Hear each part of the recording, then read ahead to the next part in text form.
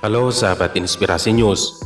Direktur Eksekutif Indobarometer M. Kodari memprediksi Ketua Umum Partai Gerindra Prabowo Subianto akan berhadapan dengan Gubernur DKI Jakarta Anies Baswedan pada pemilihan Presiden 2024. Anies Baswedan akan jadi lawan tangguh Prabowo Subianto bila koalisi PDI Perjuangan dan Partai Gerindra untuk mengusung Prabowo dan Puan Maharani. Kalau ini tercipta dan Prabowo Puan misalnya jadi paslon, maka kemudian tentunya partai politik seperti Golkar, Nasdem, PKS akan mencari calon yang lain. Calon yang lain itu dari mana? Saya kira kemungkinan besar adalah Anies Baswedan, ujar Kodari saat dihubungi Kompas.com pada Sabtu 29 Mei 2021. Kodari menyebut Anies punya peluang besar menjadi penantang Prabowo Subianto karena selalu berada di papan atas dari berbagai hasil survei elektabilitas calon presiden. Selain itu, menurutnya, Anies memiliki basis massa yang telah terdefinisi dengan jelas, yakni kelompok Islam. Nanti akan dipakai sentimen keagamaan, sentimen Islam. Karena Anies naik jadi gubernur di Jakarta ini dengan menunggang sentimen Islam tersebut, ujar Kodari. Ia pun memprediksi bila Anies maju sebagai calon presiden, calon wakil presiden yang akan digandeng bukan dari kalangan ketua umum partai.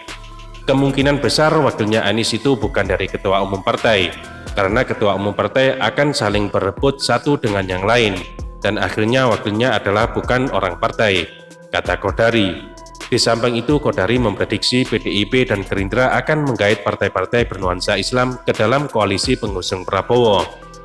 Yang pasti PKB, kemudian bisa P3, tetapi kalau dianggap P3 itu juga partai Islam tradisionalis, dan lebih memilih partai Islam modernisme, mungkin PAN yang akan ditarik bergabung dengan koalisi PDIP Gerindra dan PKB, kata dia.